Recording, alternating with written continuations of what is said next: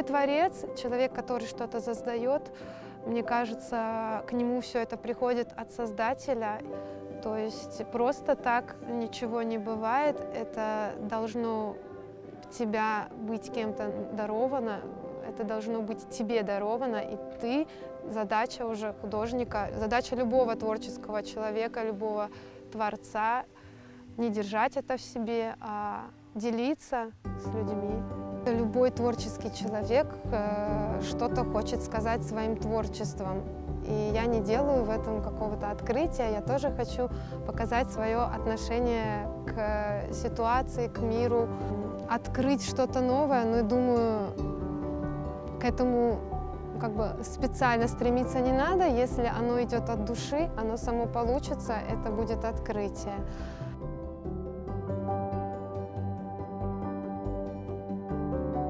Ну, начиналось, наверное, как и у всех, с детства все дети рисуют. В доме всегда были карандаши, краски, бумага. Ну, очень любила рисовать, даже просто шариковой ручкой на обычной бумаге. Вот.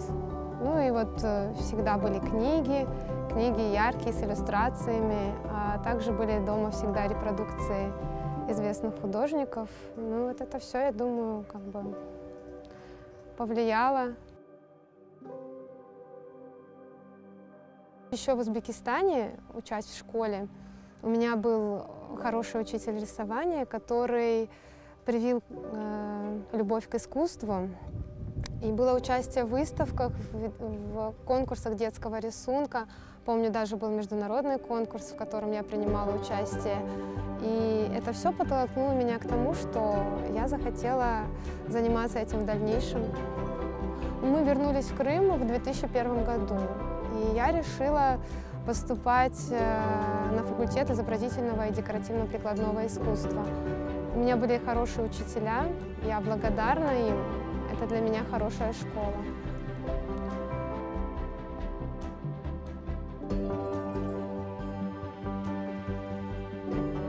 Я работаю с детьми, и хочу сказать, что работа с детьми очень вдохновляет.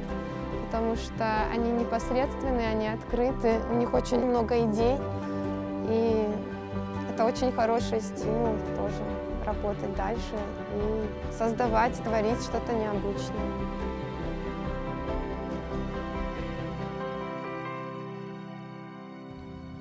Вдохновлять может что угодно, может просто вдохновить хороший день, может вдохновить какое-то событие. Может какое-то воспоминание вдохновить. Это по-разному, это не предугадаешь. Можно даже просто беседа с каким-то человеком, которая наводит тебя на определенные мысли, и тогда получаются очень интересные работы.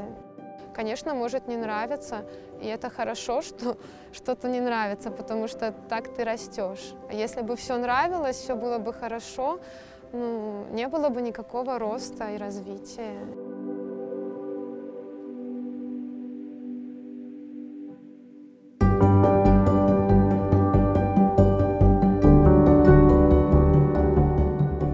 Ну, Крым для меня прежде всего это родина, а творить на родине – это большое счастье. С детства Крым для меня был какой-то легендой, сказкой. Все время моя хартана и родители, они и говорили нам о Крыме, и я всегда знала, что Крым – это родина. Когда мы сюда приехали, естественно, я еще раз прочувствовала, я поняла, что вот мои корни, я здесь. И это дало мне очень большой толчок и очень много силы и энергии. Все то, что пережили мои предки, это немножко передалось мне, и поэтому, конечно, оставляет след в моих работах, в моем творчестве.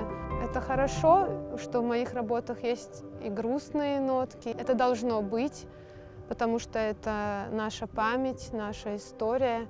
Донести я хочу свое отношение к миру, к каким-то событиям и то, как я вижу. Тот же самый пейзаж, его можно донести путем просто красиво отобразить и реалистически подать красиво природу, а можно еще пофилософствовать, увидеть в нем какую-то метафору. Одна из знаковых работ этой серии «Путь», где нагромождение каменных глыб, шаткий мостик и узкий проход в камнях ассоциируются с трудным путем и тяжелой борьбой за возвращение народа на родину. Именно так я вижу и чувствую это состояние. Работа «Портрет крымца», она написана 10 лет назад. На то время для меня была очень актуальна эта тема. Кто мы, откуда мы, куда мы идем. Тема нашего народа, нашего этноса. И это вылилось в этот портрет, в котором я изобразила своего отца в одежде современного, в классической одежде, я бы так сказала, человека, который ничем не опознается, что это крымский татарин. Это крымец. Его судьба, его глаза, они передают все, что с ним произошло, все события, все это отражается в нем. И на тот момент и сейчас я считаю, что это одна из знаковых и важных для меня работ.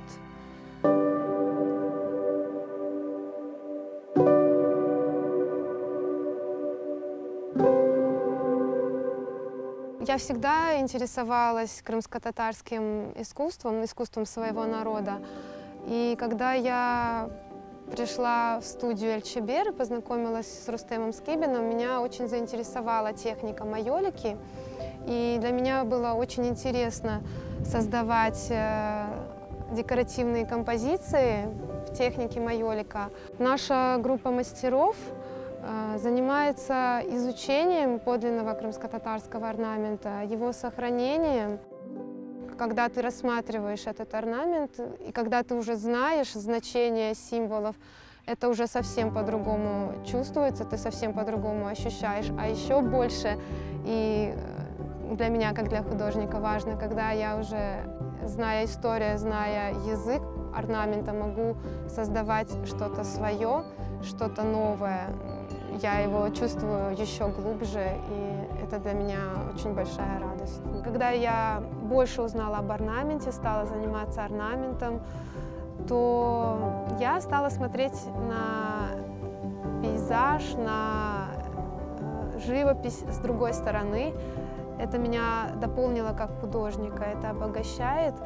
Получается, ведь пейзаж может быть не только реалистичным, а может быть решен в декоративной технике, в декоративной манере. И довольно-таки очень интересные результаты получаются. Я также интересуюсь этнографией своего народа, и мне очень приятно, что я причастна к созданию первой части сборника «Этнографическая культура крымских татар». В данном сборнике представлена моя статья, где я работала над темой о хлебе и о том, как его пекли в Крыму, и о том, какие печи были в Крыму.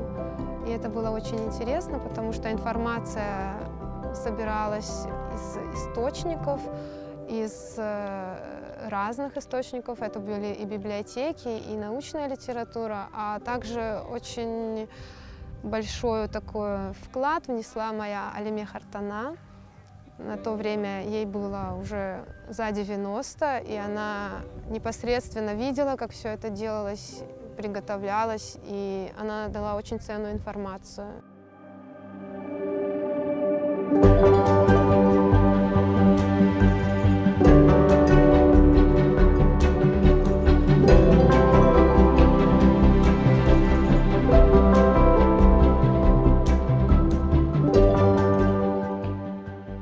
У нас очень богатая культура, и через свое творчество я бы хотела это донести не только вот в Крыму, а также, чтобы со временем это стало интересным и важным, и о нас узнали.